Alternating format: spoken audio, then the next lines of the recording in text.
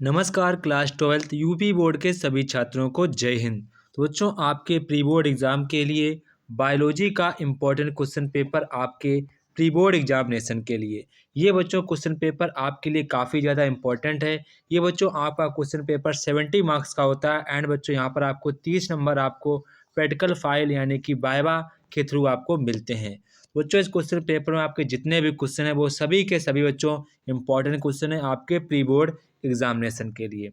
यहाँ पर बच्चों मैं आपको कुछ इंपॉर्टेंट बात बताऊंगा।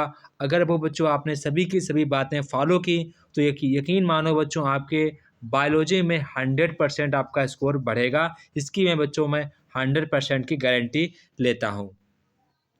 तो बच्चों सबसे पहले जब भी आप बायोलॉजी का पेपर देने जाएं तो सबसे पहले आपके यहाँ पर बॉक्स में रंगीन पेंसिल यानी कि जिसमें हम लोग रंग बोलते हैं, रंगीन पेंसिलें आती हैं वो आपके पास होनी चाहिए। क्योंकि जब आप डायग्राम बनाएंगे कभी कभी जो छात्र होते हैं उनकी ड्राइंग अच्छी नहीं होती है, लेकिन जब हम लोग उस पर रंग कर देते हैं तो हमारा डायग्राम काफ़ी अच्छा हो जाता है। तो साथ साथ में आप लोग सभी लोगों को रंग भी ले जाने हैं, साथ साथ में पेंसिल वाले रंग सभी को ले जाने हैं। क्योंकि अगर स्केच वाले रंग ले जाएंगे तो पीछे छप जाते हैं, ऐसा आप लोग ना करें बच्चों। पेंसिल वाले ही आपको रंग ले जाने हैं ताकि आपका बच्चों यहाँ पर जो डायग्राम है काफ़ी बढ़िया बन सके। और बच्चों यहाँ पर आप लोग पेपर में राइटिंग का विशेष ध्यान रखेंगे। आपका ज़्यादा वाइटन का प्रयोग ना करें। अभी से हैबिट बना लें कि ज़्यादा वाइटन का प्रयोग ना करें, वरना बच्चों आप कोई गलती करेंगे वो गलती दूर से दिख जाती है, फिर आपके वहाँ पर मार्क्स कट जाते हैं। तो ऐसी गलती करो किसी को दिखाई ना पड़े और फटाक से वो चेक भी हो जाए। तो यहाँ पर ज़्यादा आपको वाइटन यूज नहीं करना है। जहाँ पर आपको गलती हो जाए वहाँ पर सीधे आपको एक लाइन खींच देनी है, ठीक है, उसी पेन से। जैसे कि आप बच्चों नीले पेन से लिख रहे हैं तो नीले पेन से ही लाइन कर दें, वाइटन वाइटन की बजाय। वाइटर पेन यूज ना करें, वाइटन जो हमारा वाइटन होता है उसको यूज ना करें, क्योंकि वो वहाँ पर सफ़ेद सा धब्बा लग जाता है जो कि दूर से ही दिख जाता है कि आपने यहाँ पर गलती की है। वहाँ पर आपके एग्जामिनर नंबर काट लेता है, तो आप ऐसी गलती ना करें। जिस पेन से लिख रहे हैं बच्चों उसी से आप लोग अंडरलाइन ऐसे करके आपको काट देना है, ठीक है। इसके बाद बच्चों आप यहाँ पर हम लोग एमसीक्यू पर आते हैं। अब आपको मैं क्वेश्चन वाइज सारी की सारी बातें बताते जाऊंगा, ठीक है बच्चों। तो जब भी बच्चों आप एमसीक्यू करने जाएं, जो आपको एमसीक्यू ना आता हो उस पर आपको टाइम वेस्ट नहीं करना है बच्चों। यहाँ पर आपको सभी के सभी 100% आपको सभी के सभी एमसीक्यू सही करने पड़ेंगे, तभी बच्चों आपका यहाँ पर बायोलॉजी में स्कोर बढ़ पाएगा। आपके अगर सारे के सारे यहाँ पर बच्चों एमसीक्यू सही हो गए तो बच्चों मैं दावे के साथ कह सकता हूँ आप सभी के 60+ मार्क्स होंगे।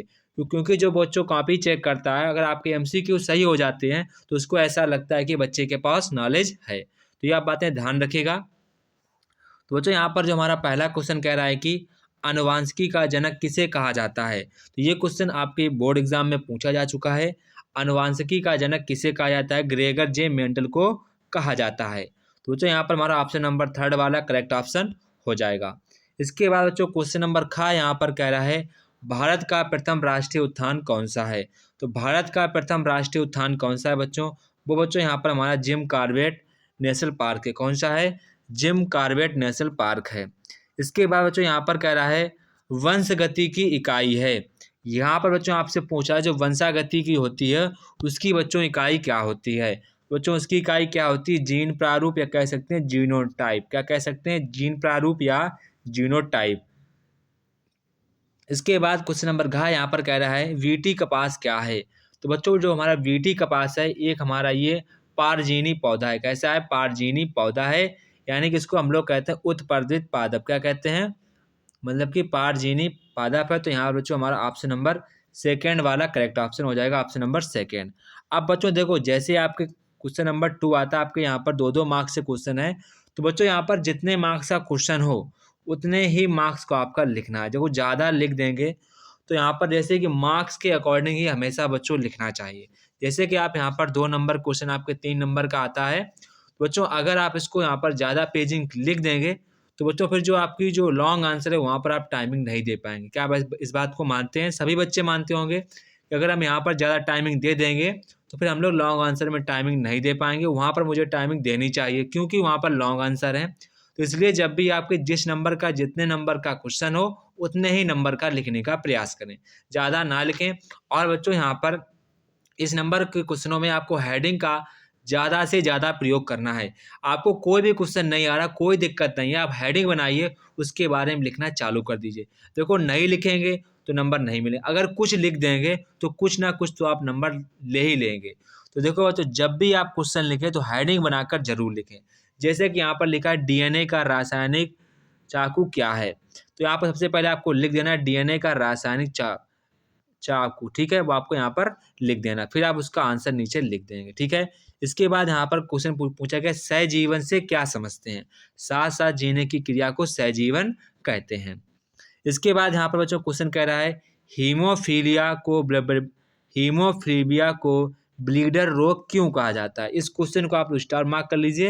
अगर नहीं आता, अगर आपको कोई भी बच्चों क्वेश्चन यहाँ पर नहीं आता है तो बच्चों आप हमसे प्रॉपर्ली इस नंबर पर क्वेश्चन पूछ सकते हैं।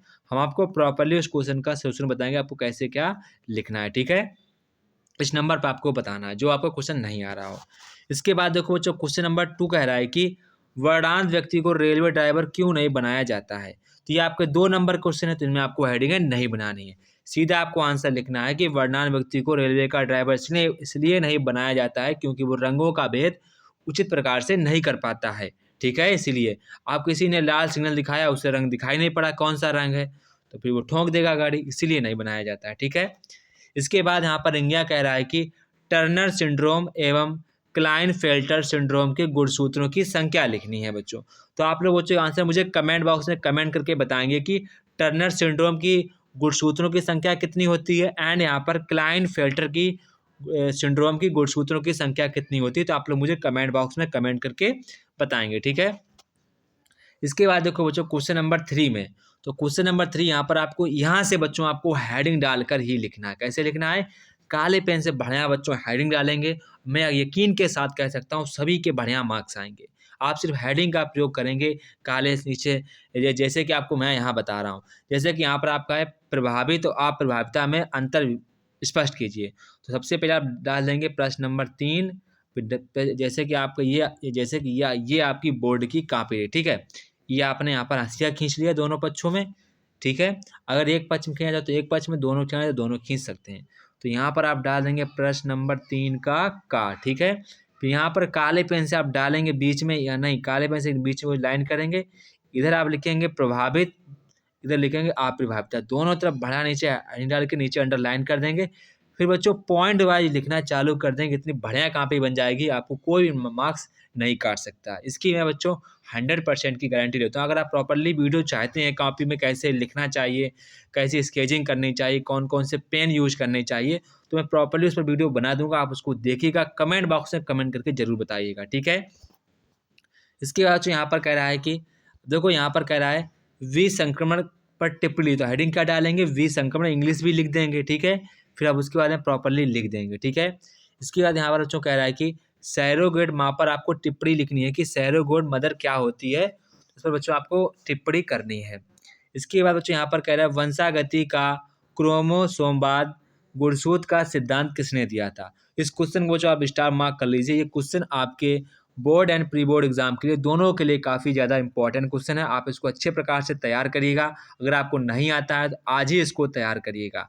एंड यहाँ पर कह रहा है मानव शुक्राणु का एक स्वच्छ नामांकित चित्र बनाइए। यहाँ पर बच्चों आपको पेंसिल वाले जो रंग आते हैं उनको यूज करना है, बढ़िया सा डायग्राम बनाना है। यहाँ पर आपको पूरे मार्क्स लेने हैं, ठीक है? इसको भी आप तैयार कर लीजिए। एंड बच्चों मानव का भी तैयार करना है, यानी आपको फीमेल का भी तैयार कर लेना है। इसके बाद जो क्वेश्चन नंबर यहाँ पर 4 का, यहाँ पर क्या कह रहा है? आनुवांशिक कूट को परिभाषित करते हुए विशेषताएं लिखिए आप, ठीक है? निम्नलिखित में आपको अंतर बच्चों स्पष्ट करना है। तो यहाँ पर बच्चों क्वेश्चन कह रहा है सहेज, जन्मजात और उपार्जित प्रतिरक्षा में बच्चों आपको अंतर बताना है, तो बीच में लाइन खींचकर अंतर ही हमेशा बताएंगे। इसके बाद यहाँ पर कह रहा है सक्रिय और निष्क्रिय प्रतिरक्षा क्या है, वो यहाँ पर आपको बच्चों बताना है कि सक्रिय और निष्क्रिय प्रतिरक्षा तंत्र क्या होता है, वो बच्चों यहाँ पर आपको प्रॉपर्ली बताना है। इसके बाद यहाँ पर कह रहा है प्रतिजैविक क्या है, 2 प्रतिजैविक औषधियों के नाम लिखने हैं, इनके आपको कार्य भी लिखने हैं। तो सबसे पहले बच्चों आप हेडिंग क्या डालेंगे? प्रतिजैविक डालेंगे, फिर उसके बारे में आप प्रॉपर्ली लिखेंगे, देन आप हेडिंग डालेंगे 2 प्रतिजैविक औषधियों के नाम, 2 औषधियों के नाम लिख देंगे। फिर आप हेडिंग डालेंगे इनके कार्य हेडिंग डाल के उसके बारे में लिखेंगे। ऐसे लिखेंगे तो आपका कोई भी नंबर नहीं कटेगा। इसकी मैं बच्चों 100% की गारंटी लेता हूँ। अभी बच्चों आपको मैं बोर्ड एग्ज़ाम से पहले आपका प्रॉपरली वीडियो बन जाएगा कि आप कॉपी में कैसे लिखना है, कैसे क्या करना है, कैसी हेडिंग डालनी है, सारा कुछ आपको ए टू जेड बताया जाएगा। तो वीडियो पर नए हैं तो वीडियो को लाइक, सब्सक्राइब, शेयर करना ना भूलें। इसके बाद जो आप क्वेश्चन नंबर 5 बच्चों यहाँ पर कह रहा है कि टीकाकरण पर आपको संक्षिप्त टिप्पणी लिखनी है तथा कोरोना की 2 टीकों की वैक्सीन के नाम लिखने हैं। ये देखो क्वेश्चन हाल ही फिलहाल का क्वेश्चन है, तो आप इसको इम्पोर्टेंट मान लीजिएगा, काफ़ी ज़्यादा इंपॉर्टेंट क्वेश्चन है। इसके बाद यहाँ पर कह रहा है आपको टिप्पणी करनी है, पीसीआर पर टिप्पणी करनी है, प्रतिबंधन एंजाइम क्या है इस पर टिप्पणी करनी है, तप्त स्थल पर आपको स्पष्ट करना है, ठीक है। इसके बाद जो यहाँ पर कह रहा है कि झूम या स्थानांतरित खेती पर आपको टिप्पणी करनी है, झूम या स्थानांतरित खेती पर आप बच्चों को टिप्पणी करनी है। इसके बाद क्वेश्चन नंबर 6 यहाँ पर कह रहा है की स्टोन जातियों पर आपको टिप्पणी लिखनी है। ये आपके बायोलॉजी क्वेश्चन है, आपका इंपॉर्टेंट क्वेश्चन है, की स्टोन जनजाति पर आपको टिप्पणी लिखनी है। बायोपायरेसी को उदाहरण सहित आपको स्पष्ट करना, तो हेडिंग आपको डाल देना बायोपायरेसी। इसके बाद आप प्रॉपरली उस पर लिखेंगे एंड इसके बाद हेडिंग डाल देंगे उदाहरण, इसके बाद उदाहरण लिख देंगे, ठीक है। इसके बाद यहाँ पर कह रहा है बीटी फसल क्या है, टिप लिखिए। अभी मैंने बताया था बीटी फसल हमारी कौन सी है, कपास। अभी आपका एमसीक्यू में क्वेश्चन आया था। इसके बाद यहाँ पर कह रहा है प्लाज्मिड क्या है।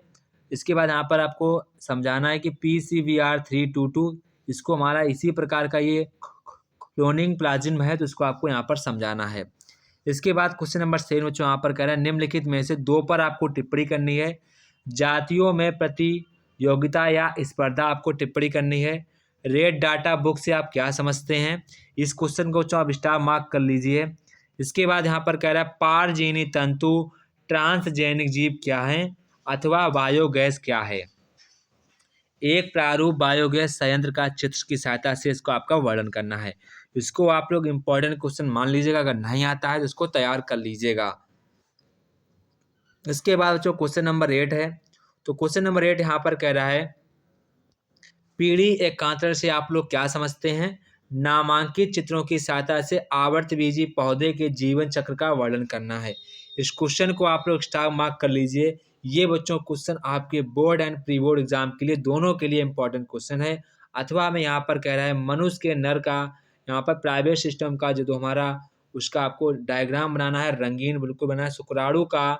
शुक्राणु कहाँ कहाँ पर किन किन कोशिकाओं में बनते हैं वो आपको यहाँ पर बताना है। ये भी क्वेश्चन आपके board and pre board exam के लिए काफ़ी ज़्यादा इंपॉर्टेंट क्वेश्चन है, इसको आप तैयार कर लीजिए दोनों क्वेश्चन को। इसके बाद जो क्वेश्चन नंबर हमारा 9 आता है, कह रहा है जैव विविधता क्या है। जैव विविधता के संरक्षण की क्या क्या नीतियाँ अपनाई जाती हैं। अथवा में यहाँ पर आपसे कह रहा है वाटसन एवं किक, इस वाले क्वेश्चन को आप लोग 4 स्टार दे लीजिए तो भी कम है, काफ़ी ज़्यादा इंपॉर्टेंट क्वेश्चन है। तो यहाँ पर कह रहा है वाटसन क्रिक द्वारा प्रस्तुत डीएनए की रासायनिक संरचना का वर्णन कीजिए, इसकी आनुवांशिक पदार्थ के रूप में मान्यता का उल्लेख भी करना है। तो आपको सबसे पहले बताना है कि डीएनए जो है वो वाटसन क्रिक ने कब बनाया था, कब इसका मॉडल तैयार किया था, इसका रासायनिक इसमें कंपोनेंट क्या क्या है, प्रॉपरली आपको सब कुछ लिखना है। अगर नहीं आता है तो मुझे आप इस नंबर पर पूछ सकते हैं। जो भी आपका बच्चों डाउट बनता है वो आप इस नंबर पर पूछ सकते हैं। अगर आपको वीडियो चाहिए प्रॉपरली, मुझे कैसा लिखना चाहिए, कॉपी में कौन पेन से लिखना चाहिए, कैसी हेडिंग बनानी चाहिए, ए टू जेड आपको जो भी आपका डाउट रहेगा सारा का सारा उसी वीडियो में क्लियर हो जाएगा। अगर ऐसी वीडियो चाहते हैं तो कमेंट बॉक्स में कमेंट करके बताएंगे। तो जय हिंद बच्चों, फिर मिलते हैं अपने नेक्स्ट वीडियो में। तब तक की सभी लोगों को जय हिंद।